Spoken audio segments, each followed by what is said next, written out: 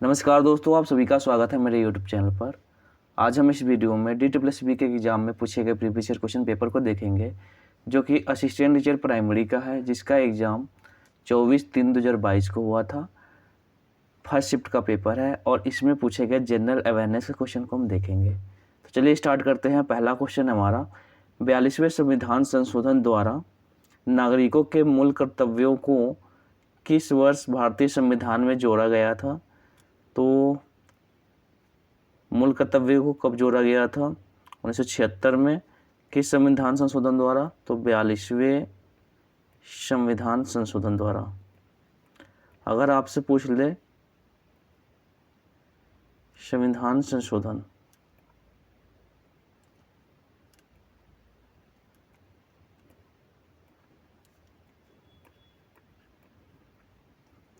संविधान संशोधन, ठीक है।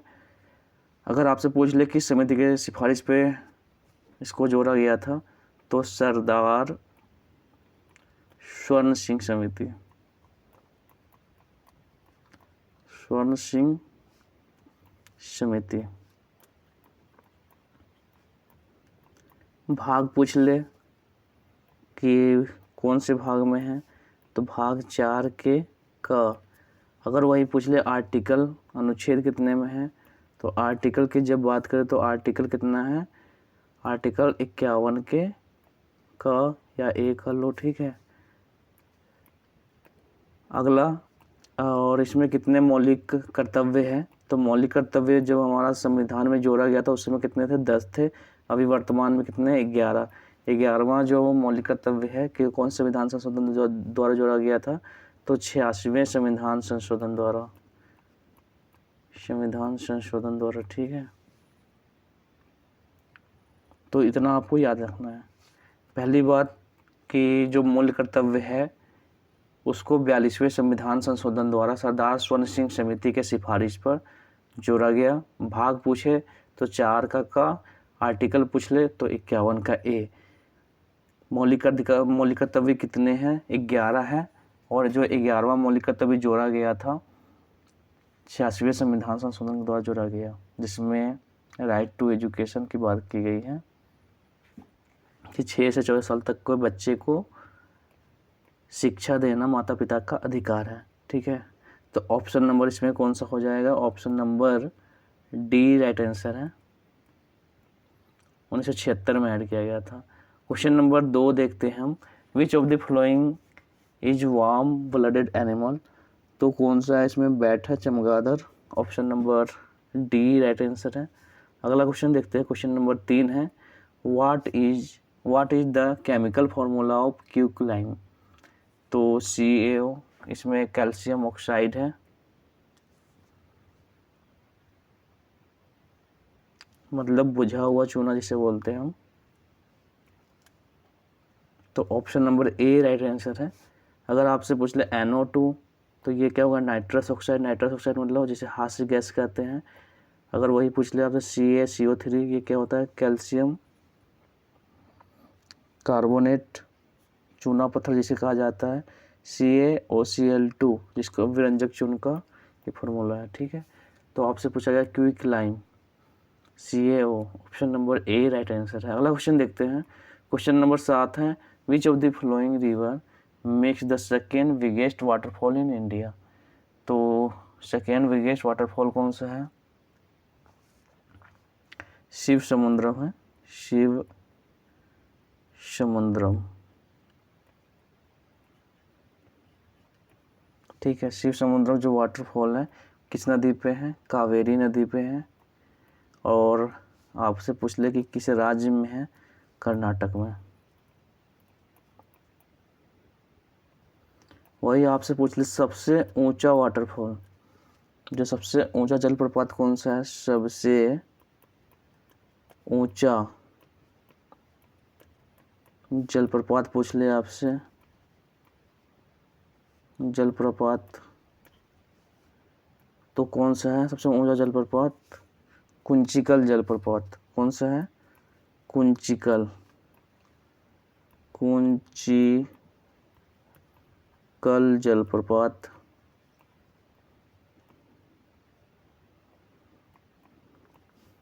ये किस नदी पे है? वाराही नदी पे है, वाराही नदी पे है, और ये भी हमारा कहाँ पे है? कर्नाटक में ही है। ठीक है। सबसे बड़ा जलप्रपात कौन सा है? शिव समुद्रम है, जो कि कावेरी नदी कर्नाटक में है। सबसे ऊंचा जलप्रपात पूछ ले तो कुंचिकल जलप्रपात है, जो कि वाराही नदी पे है, ये भी कर्नाटक में है।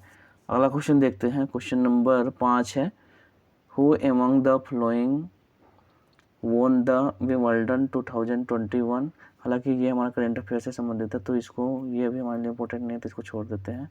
अगला क्वेश्चन देखते हैं, निम्नलिखित में से कौन सा शुद्ध राष्ट्रीय उत्पाद के लिए सही है? शुद्ध राष्ट्रीय उत्पाद NNP, शुद्ध राष्ट्रीय उत्पाद मतलब NNP होता है। और NNP कब निकलता है?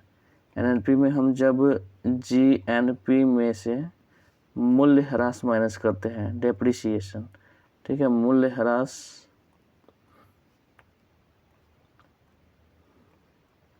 का माइनस करते हैं, तब जाके हमारा NNP निकलता है। तो ऑप्शन नंबर क्या हो गया? बी राइट आंसर है। अगला क्वेश्चन देखते हैं, विच of the following is not an example of secondary activity. इसमें से कौन सा ऐसा एग्जाम्पल है जो कि सेकेंडरी एक्टिविटी नहीं है? तो मैन्युफैक्चरिंग ऑफ स्टील, तो ये तो सेकेंडरी एक्टिविटी है, तो ये तो हमारा सही हो जाएगा। Weaving of cloth, baking of bread, तो ये सभी सेकेंडरी एक्टिविटी है। इसमें से कौन सा सेकेंडरी एक्टिविटी नहीं है? एडवर्टाइजिंग, ये कौन सा एक्टिविटी है? टर्सरी एक्टिविटी है हमारा। तो option number B right answer होगा, जो कि सेकेंडरी एक्टिविटी नहीं है। तो option number B right answer है। अगला क्वेश्चन देखते हैं। क्वेश्चन नंबर 8 है, भारत का सबसे बड़ा तैरता हुआ सौर ऊर्जा संयंत्र किस राज्य में स्थापित किया जा रहा है? तो ये भी हमारा करंट अफेयर्स है उस समय का, Telangana. Option number B right answer है। अगला क्वेश्चन देखते हैं, who among the following is also called as Dhing express. Dhing express के नाम से किसे जाना जाता है? तो सभी को आपको पता होगा, हिमा दास जी को ढींग एक्सप्रेस के नाम से जाना जाता है, हिमा दास को। पीटी उषा को क्या कहा जाता है? पीटी उषा की हम जब बात करते हैं तो पीटी उषा को उड़न परी के नाम से जानते हैं। क्या कहते हैं? उड़न परी। उड़न परी किसे कहा जाता है? पीटी उषा को। लगना यहाँ पे ये रहा होगा, उड़न परी।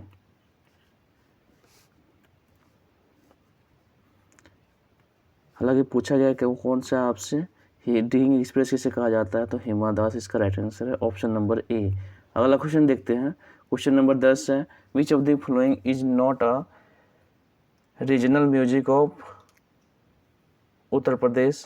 इसमें से कौन सा रीजनल म्यूजिक नहीं है उत्तर प्रदेश का?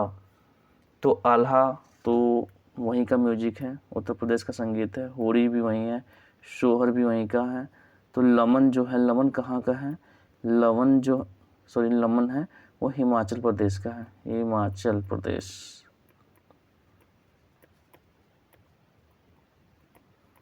हिमाचल प्रदेश का क्षेत्रीय संगीत है। ठीक है। तो ऑप्शन नंबर आपसे पूछा है कौन सा नहीं है, तो इसमें option number D right answer होगा। ये हमारा उत्तर प्रदेश का रीजनल म्यूजिक नहीं है। अगला क्वेश्चन देखते हैं। क्वेश्चन नंबर 11 है, शास्त्रीय नृत्य राज्य का कौन सा युग्म सही नहीं है? सही नहीं है पूछा गया आपसे। तो कुचिपुड़ी कहाँ का है? कुचिपुड़ी कर्नाटक का नहीं, कहाँ का है? कुचिपुड़ी आंध्र प्रदेश का है, आंध्र प्रदेश।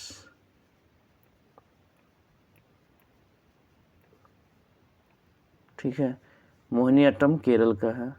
तो कथकली और मोहिनीअट्टम दोनों केरल का है, तो ये तो हमारा राइट आंसर है। ठीक है। तो इसलिए आपसे पूछा गया कौन सा सही नहीं है, तो सही नहीं है कौन सा है? कथन फर्स्ट हमारा सही नहीं है, तो इसलिए option number C right answer होगा। अगला क्वेश्चन देखते हैं। क्वेश्चन नंबर 12 है, शासक वंश का कौन सा युग्म सही है? कनिष्क कुषाण वंश है, तो बात तो बिल्कुल सही है। सातकर्णी सातवाहन वंश है, तो ये भी सही है। तो option number C right answer है। फर्स्ट और सेकेंड दोनों फॉलो कर रहा है। अगला देखते हैं हम।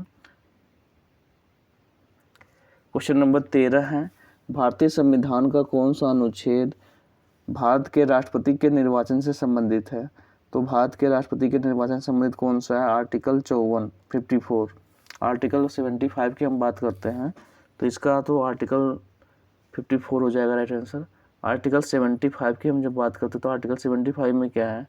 आर्टिकल 75 में प्रधानमंत्री की नियुक्ति राष्ट्रपति के द्वारा की जाती है तथा मंत्रियों की नियुक्ति राष्ट्रपति प्रधानमंत्री की सलाह पर करता है।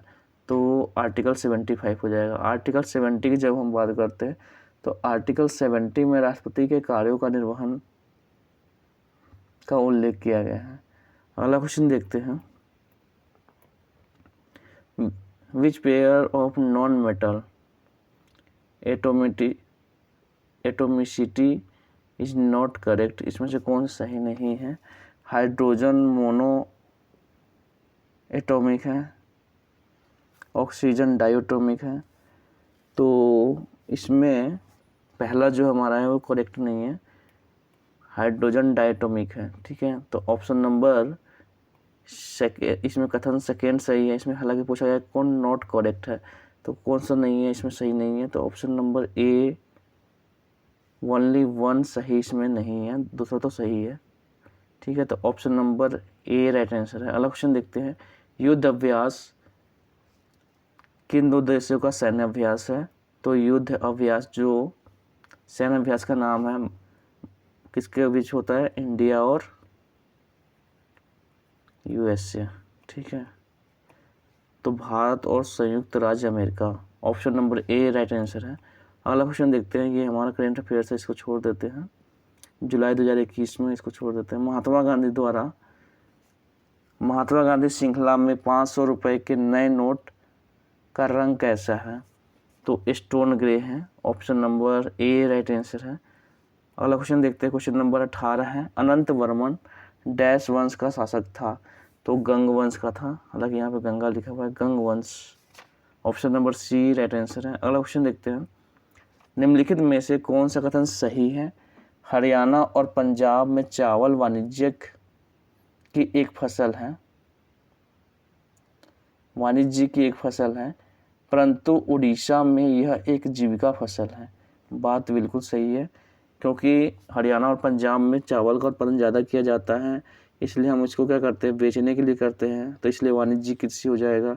जबकि उड़ीसा में कम होता है, इसलिए वो जीवन यापन के लिए हो जाएगा, तो जीविका फसल हो जाएगा। ठीक है, तो मतलब क्षेत्र के आधार पर भी, मतलब जो स्थान के आधार पर भी जो फसल होते हैं वो वाणिज्यिक और जीविका फसल का एग्जाम्पल बनता है। ठीक है, रोपण कृषि में लंबे चौड़े क्षेत्र में एकल फसलें बोई जाती हैं। तो रोपण कृषि लंबे चौड़े क्षेत्र में, तो ये भी सही है हमारा। ये जो चाय की कृषि है, गन्ना की कृषि है, तो ये सब रोपण कृषि का उदाहरण है। और ये लंबी चौड़ी जो खेत जमीन होते हैं उन पे ये फसलें बोई जाती हैं। तो option number D right answer है। फर्स्ट और सेकेंड दोनों सही है हमारा। अगला क्वेश्चन देखते हैं। क्वेश्चन नंबर 20 है। भारत में सती प्रथा पर प्रतिबंध कब लगाया गया था? 1829 में। किसके सहयोग से? राजा राम मोहन राय के सहयोग से।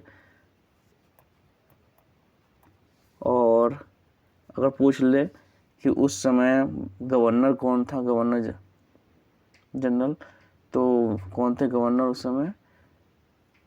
Lord William Bentinck. Lord William Bentinck. तो लॉर्ड विलियम बेंटिक के समय सती प्रथा पर प्रतिबंध लगाया गया था 1829 में। अगर आपसे पूछ ले कि शिशु हत्या पर प्रतिबंध किसके समय लगाया गया था, तो शिशु हत्या पर प्रतिबंध पूछ ले, शिशु हत्या पर प्रतिबंध किसके समय लगाया गया था? शिशु हत्या पर प्रतिबंध वेलेजली के समय में लगाया गया था। कब लगाया था? किसके समय में? वेलेजली।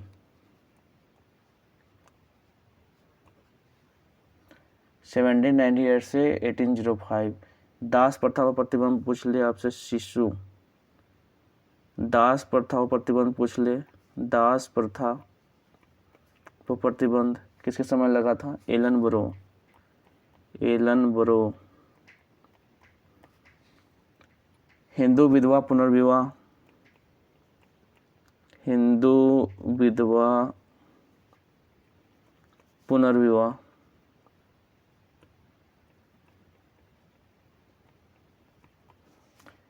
ये किसके समय हुआ था? कैनिंग के समय। कैनिंग। अगर पूछ ले आपसे शारदा एक्ट कब लाया गया था, तो शारदा एक्ट किसके समय में लाया गया था? इरविन के समय में। इरविन के समय में। और इसमें जो एज डिसाइड की गई थी कि गर्ल्स के लिए न्यूनतम जो आयु था 14 वर्ष और लड़कों के लिए 18 वर्ष निर्धारित किया गया था। तो देखो जो क्वेश्चन था यहाँ पे, भारत में सती प्रथा पर प्रतिबंध कब लगाया गया? 1829 में। उस समय गवर्नर कौन थे? तो गवर्नर जनरल जो थे उस समय लॉर्ड विलियम बेंटिक थे।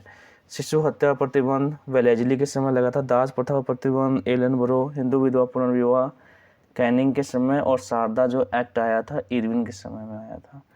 तो ये जितने भी क्वेश्चन थे 20 आपके कंप्लीट हो गए। आई होप वीडियो आपको अच्छा लगा होगा। अगर वीडियो अच्छा लगा तो लाइक करिए, सब्सक्राइब करिए, शेयर करिए। मिलते हैं नेक्स्ट वीडियो में जो कि हमारा मैथ का होगा। तो इस वीडियो में इतना ही, मिलते हैं नेक्स्ट वीडियो में। जय हिंद, जय भारत।